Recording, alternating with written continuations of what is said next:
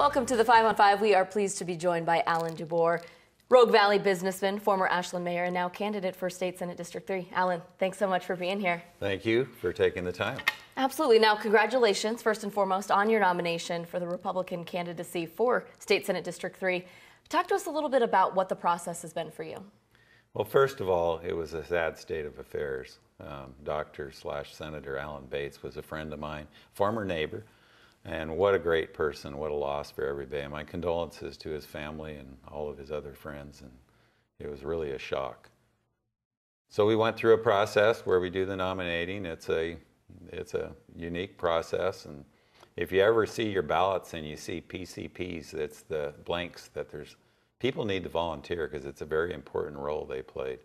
And we had quite a few come, and we had a unanimous vote to support me as their Senate candidate, and I'm excited, a little intimidated. The responsibilities are so great, but I'm looking forward to doing the work, not so much the campaign.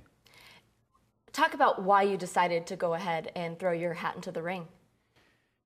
Well, as you know, I was running for House of Representatives. I was good friends with Senator Hannan, and whenever I went to Salem, he would introduce me as his replacement. So maybe fate brings us around the circle. And I do take that responsibility on. And both Senator Hannan and Senator Bates were great representatives, and I hope to follow in that same suit. Now, following your nomination, you're quoted as saying, "Looking forward to putting a positive spin on Salem." What did you mean by that? You know, our kids, we see so much problems with youth today, and if they watch the politicians, it is so negative, it is just sad.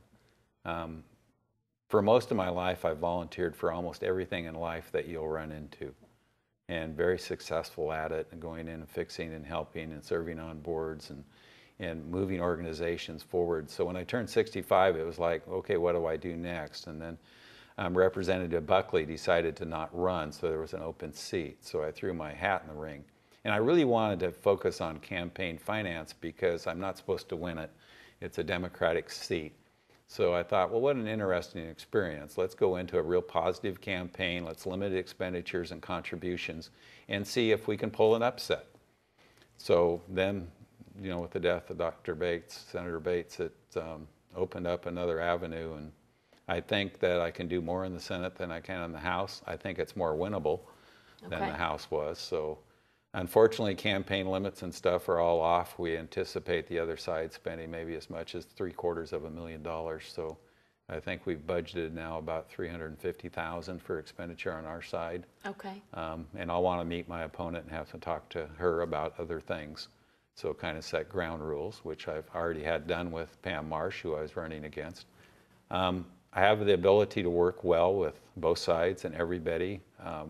I try to walk in people's shoes to see why their life is the way it is, what their problems are.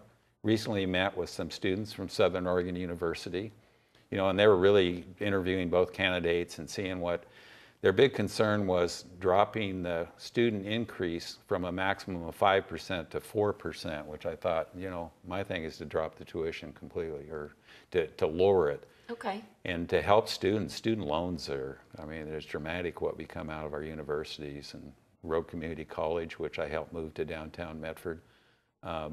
Education's a big thing. Mm-hmm. We see our forest fires out there. I think the health of our citizens, our natural resources are so important in Oregon, which we love and is such a great state. Finances, spending, fiscal conservative. The new measure 97, which is the 2.5%. That was going to be my next question. Gross receipts tax is a horrible thing. You know, it will hurt the people that can least afford to live here. We expect groceries to go up 5%. My brother Sid, who has Lithia Motors, it's a tax he'll have to pay, which I don't have to pay. Unfair competition, and it's probably more than their net profit, because car dealerships are usually 1.5% to 2.5% net profit on gross sales. And it's just the wrong way to accomplish goals. And if indeed it drives 33,000 high-paying private sector jobs out and all the related taxes, payroll taxes, and everything out, and increases the size of our government, 12,000 people.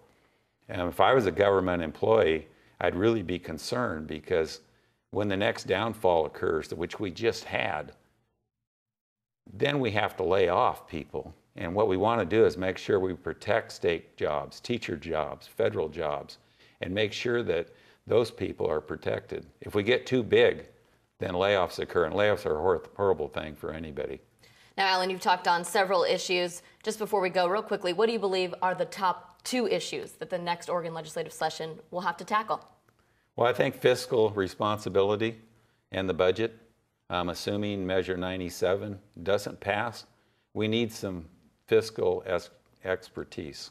And Okay. I think that's one of my very, very strong points. I run big businesses, and I'm used to payroll. I'm used to balancing budgets. I've done that for many organizations. I was on school budget committee. I understand school finance very well. I'm on the Asante Finance Committee. I was part of the group that reconstructed Ashland Hospital and sold it to Asante. So it just comes down to, I'd like to have the chance.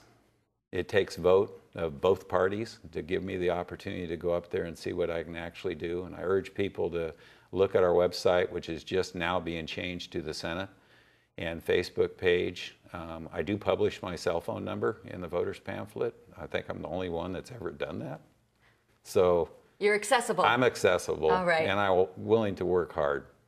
Well, Alan, thank you so much for coming in. We really appreciate your time. Thank you. We'll be right back.